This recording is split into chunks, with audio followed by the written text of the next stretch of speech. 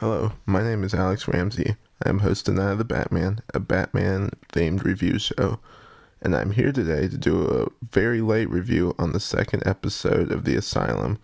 Some of you may remember I did Asylum Episode 1 review way back when Night of the Batman was still in its infancy stage. But before I get into the next episode, I'd like to apologize for the huge gap in content and me being gone for so long. Well, the good news is I'm back, and I'll be focusing mainly on fan films for the next few months, amongst a few other things. With that being said, let's start this review.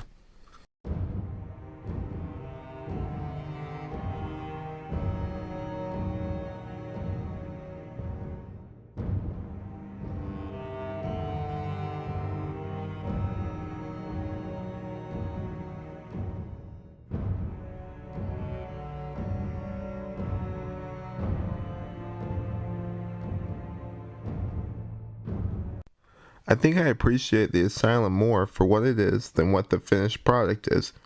Let me explain. I think I like the Asylum more because I myself did a Batman fan film not too long ago, and I can tell that the cast and crew are clearly big fans and had as much fun making it as I did.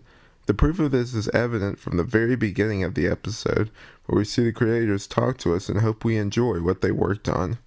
This, mixed in with the Scarecrow, who has what follows is a scene where the Joker tortures a man and offers to let him go, choosing to shoot him down at the last minute. My main gripe with the Joker still stands here. He's way too calm in his delivery of his lines. His overall performance and his voice isn't frantic or varied as much as it would need to be for this role. He seems like just an ordinary guy in clown makeup, which shouldn't be the case. The few positives I can list are he does make a pretty good Joker laugh, and I like the makeup they did for him. Moving on, we watch Victor Zsasz stalking his victim, who he follows to her house and slowly kills. These are some of the best moments in the episode. The editing is really well done, with grainy film and shaky cam. The scene is elevated by the actor's hauntingly detached voice as he recounts how he killed his parents while killing his current victim. We later find out this is a flashback as Zsasz recounts the story to a therapist at Arkham. Moving on, we open to a scene between Hugo Strange and the Mad Hatter, which seems to be inspired heavily by the interview tapes between the same characters in the Arkham City game. That game made me a big fan of Hugo Strange, and being a fan, I'm happy to see him used and adapted in different stories, this one being no exception.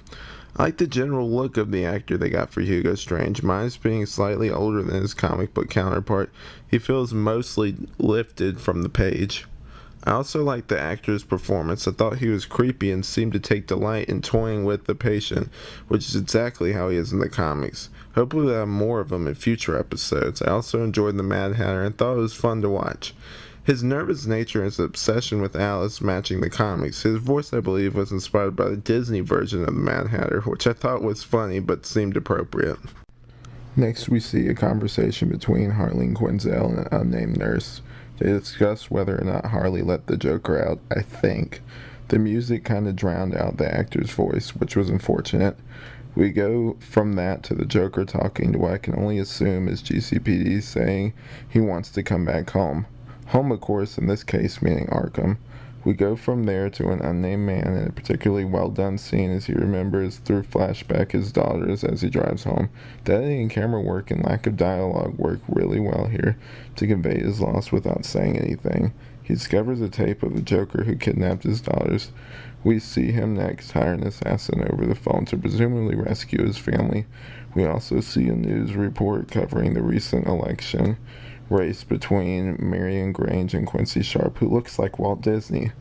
He does his usual routine of promising to clean up Arkham and Blackgate. The reporter comments on the recent Arkham escape and how Quincy was surprisingly unavailable for comment.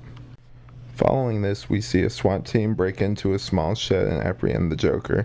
Next, we cut to Harley Quinn, who's investigating the Joker's backstory on her computer.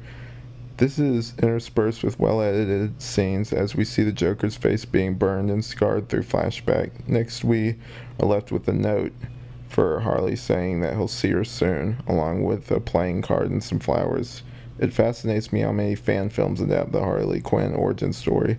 I'm not sure why they do. Don't get me wrong, it's a good origin, but why so many fan films chose to adapt it is a mystery to me. Next, we see the nurse who was talking to Harley earlier leaving.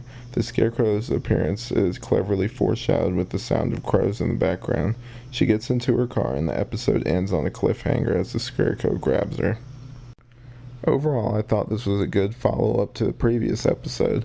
The effects they used were great, along with some of the performances. Aside from the issues I stated above and a few of the performances feeling flat, I enjoyed it. I admire the effort the creators put forth to make this and some of the other things that they were able to pull off really well.